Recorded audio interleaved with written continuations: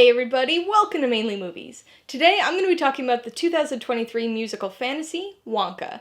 If you're new here, please consider subscribing for a variety of movie-related content, like reviews, rank lists, and trailer reactions. All my reviews include a breakdown of the pros and cons, my rating, and some tailored film recommendations. So be sure to watch through to the end of this video for all that extra content. Wonka stars Timothée Chalamet, Calah, and Olivia Colman, and was directed by Paul King. Set before the events of Roald Dahl's 1964 novel, Charlie and the Chocolate Factory, it tells the story of a young Willy Wonka as he works towards opening his own chocolate shop. Wonka is the perfect example of a movie that nobody asked for. Charlie and the Chocolate Factory is a beloved children's book. Willy Wonka and the Chocolate Factory is a classic musical adaptation of that book. And Tim Burton's version is, well, it's something. But now, nearly 20 years after the last Wonka film, and more than 50 years after the first, we've got a prequel to the story.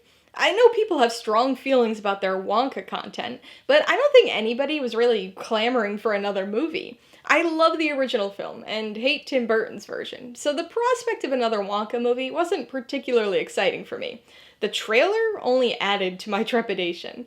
So I didn't have high hopes for this one, but I did go in with an open mind, and was surprised. It's no Willy Wonka and the Chocolate Factory, but it's also no Charlie and the Chocolate Factory.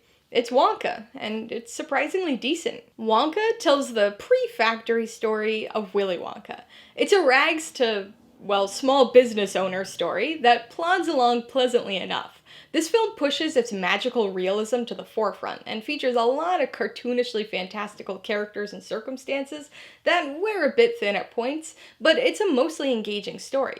Director Paul King brought us both Paddington and Paddington 2, and now he temporarily swaps the marmalade for chocolate. That may be a bit of a facetious oversimplification, but it's really not that far off the mark. Like those films, Wonka features escapes, capers, a unique sense of humor, and a series of bizarre, overly saccharine plot asides. The story's different, and there's a noticeable lack of bears, but the stylistic similarities are undeniable. I think most people will be drawn to the production design here, but it's all a little too cutesy for me personally. There's a warmth to the film, but an artificial glossy one. The CGI enhancements and overtly wholesome approach create something fantastical, but a bit too cloying.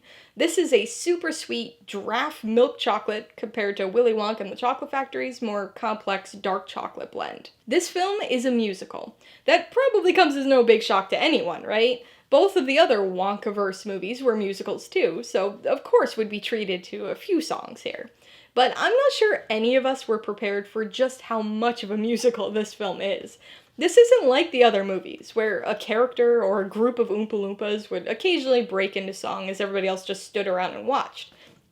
No, this is a full-on musical in the traditional old-school sense. There are big musical numbers that involve not only the main characters, but also random extras joining in on the totally spontaneous, but completely choreographed dances. These songs aren't just Oompa Loompa delivered morality lessons either. They're descriptive and give us background information or help to move the plot along. The highly musical nature of this film might take you aback at first, but it's easy enough to accept once you understand what the film is. These musical numbers are fun enough in the moment, with their visual productions and catchy songs, but I can't say that any of the music was particularly memorable on first watch. I suspect some of the songs might grow on rewatch, but as of right now, I can't remember a single tune. Apart from the two songs recycled from Willy Wonka and the Chocolate Factory, of course. Speaking of Willy Wonka, we've got to talk about this newest rendition of the character.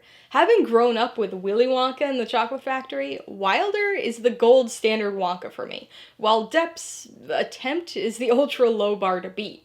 Timothée Chalamet is, perhaps unsurprisingly, between the two, but he's much closer to the Wilder end of the Wonka spectrum than the Depp end. He's not great, but he's more than serviceable, which is a whole lot better than I expected. To be honest, Chalamet as Willy Wonka was one of my biggest sources of hesitation with this film. Based on that trailer, he seemed horribly miscast and awkward with his line deliveries. Turns out, they just did an awful job at picking lines for the trailer. Those awkward, forced, wacky moments are there and noticeable in the movie, but the vast majority of his performance is fine. His singing and dancing probably aren't at a traditional musical level, but he's never distractingly bad or anything. This young version of the character is an exceptionally positive and upbeat take on Willy Wonka. He's very naive and trusting and really just fits into the wholesome style of the film. We don't get any glimmer of the darkness simmering under Gene Wilder's older version of the character here, but if you squint, you can see how this Chalamet Wonka maybe could grow into the chocolatier we know and love. So, this begs the question, where exactly does this movie fit within the Wonka franchise?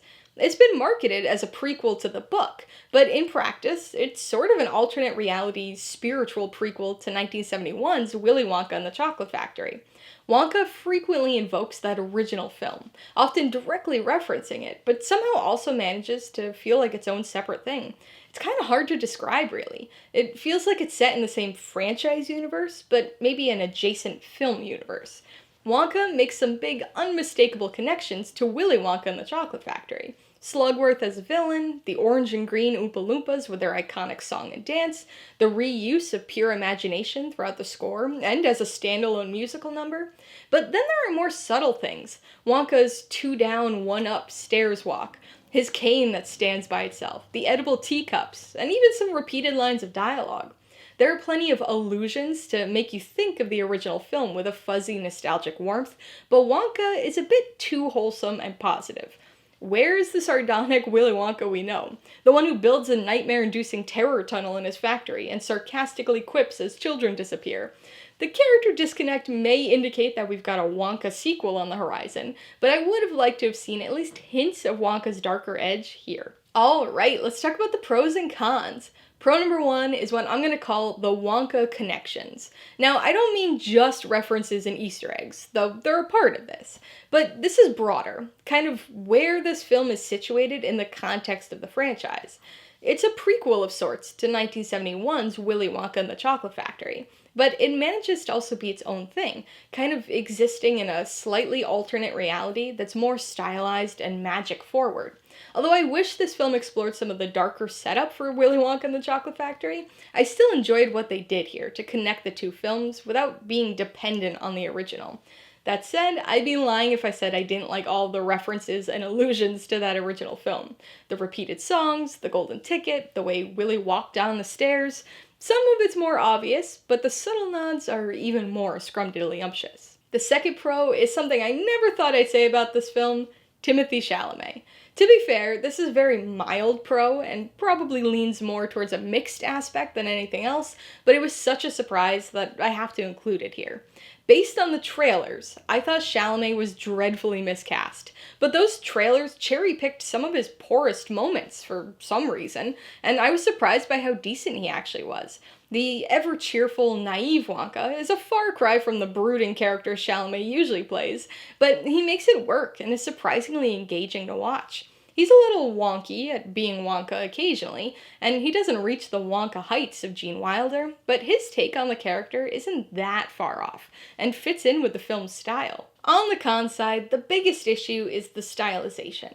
This is very much a personal taste thing, and I'm sure there are a lot of people who will put this on the pros side, but the magical realism at play here is just too cartoonishly fanciful for me. I realize this alternate reality in Wonka is one in which magic actually exists, but there's something about that feels at odds with the original story. The style here is very similar to the style present in the Paddington films, with plenty of CG and CG-enhanced visuals. It's not terrible, but it's a little bit too cutesy. Marmalade's sweet, but adding chocolate to the style just makes it a little too cloying for me. Con number 2 is a bit more minor, but is that the film is too wholesome. Now, I realize that might sound like a weird complaint to have, especially for a family film, but it's just too much. So this goes hand in hand with the first con and that Paddington style. It works for a Peruvian bear that talks and eats marmalade sandwiches, but that naive, always optimistic thing just doesn't play as well with Wonka. There are certainly moments of dark humor here at times, but it's missing the edge that the original story and the 1971 film both had. I get that this is sort of an alternate universe, but I can't see this version of Wonka growing into the sardonic version of the character we've known and loved for decades. It's possible that there'll be some big turning point for him in a Wonka 2, but this really could have used a little more duality to its tone to help plant the seeds. Before I give you my rating and recommendations, I want to remind you that if you're interested in buying Wonka or any of the other films I mentioned today, I do have affiliate links for all of them in the description below. I get a small commission from anything you buy using one of my links, so I'd really appreciate it if you'd use them if you're in the market for any of these movies. I'm gonna give Wonka 3.5 out of 5 paws. The shock of pleasant surprise I experienced with this film may have artificially boosted things a bit, so I could see this potentially dropping half a paw on rewatch, but this was good. Hyper stylized and a bit too cutesy for my taste, but it was a fun and engaging watch, with plenty of Wonka references and a not great, but better than okay performance by Timothée Chalamet as Willy Wonka. I would recommend Wonka to fans of stylized musicals or anybody looking for a very sweet and wholesome family film. If you ever watched Paddington and thought, hey, this could use some chocolate and a few musical numbers, then this will definitely be one that's up your alley. Fans of the 1971 film may be a little mixed on this one, but I think you'll like it a whole lot more than Tim Burton's Abomination.